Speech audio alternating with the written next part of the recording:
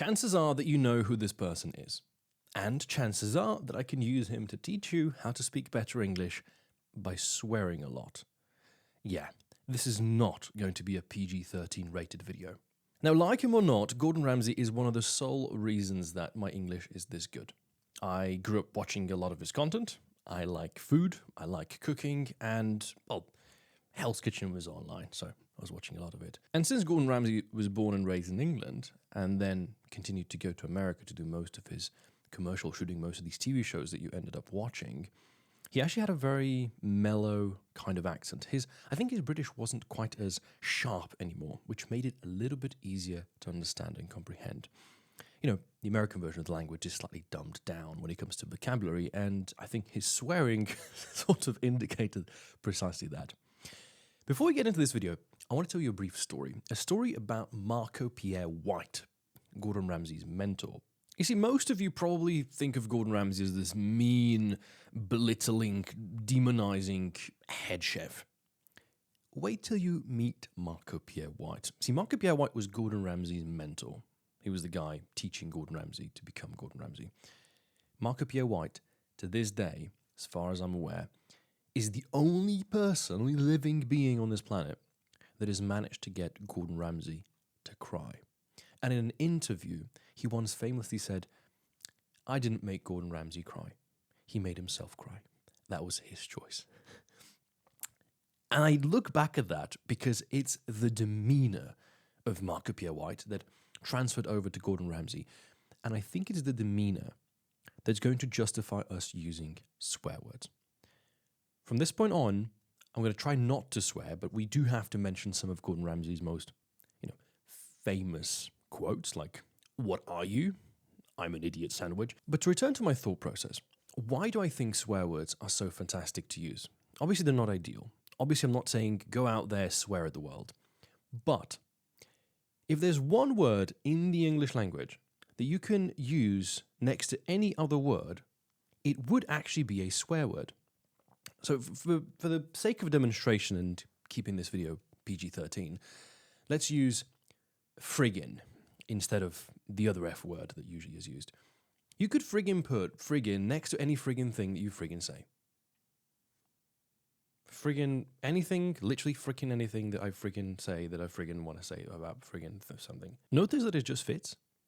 Swear words are beautiful precisely because we can put them into any given situation. And one thing I find so common with people trying to learn, not necessarily English, but the fluency, how to speak more fluently without stopping and looking for words and trying to find the awkward pauses and the ums and ahs and filler words, we could actually use swear words as filler words. Not ideal, but in some cases, manageable. I'm only telling you this because that's what I've done. Honest to God, I swear on my grandma's grave, I used to do this all the time. Specifically when I was doing a lot of live streaming, and obviously I was surrounded by the gaming environment, so you could friggin' put friggin' next to any friggin' thing that you friggin' said. The point of that being is that you don't lose your fluidity.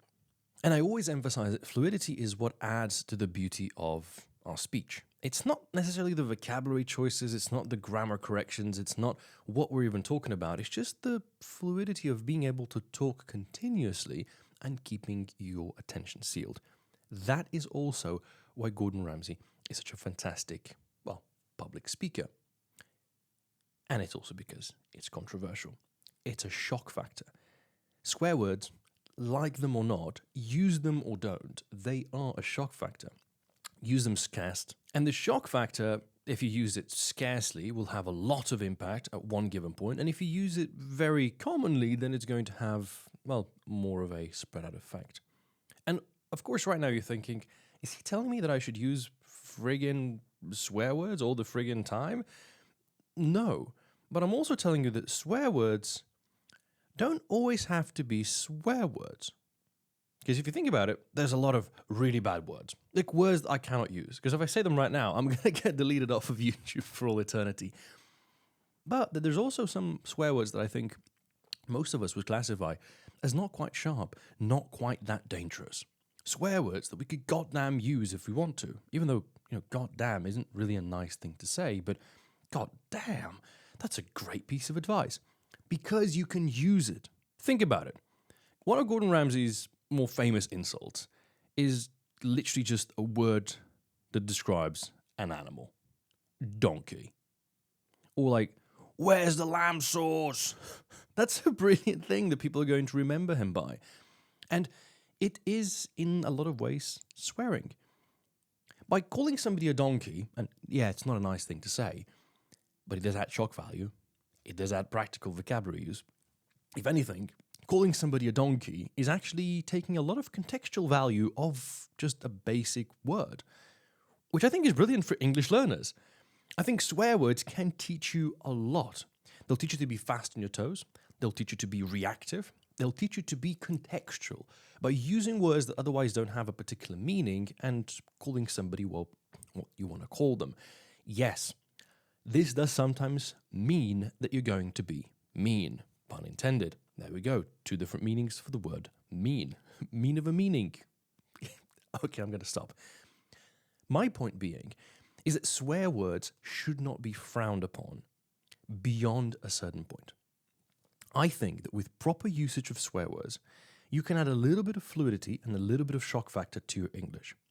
As you've been able to notice, when I record content, I don't swear. In my personal life, I swear a lot. And on more private conversations, on one-on-one coaching calls, on group coaching calls, on my school platform, for example, I do occasionally drop the F-bomb. I do occasionally swear. I do occasionally go into a slightly more Gordon Ramsay-esque personality. Why do I do it? Because it works.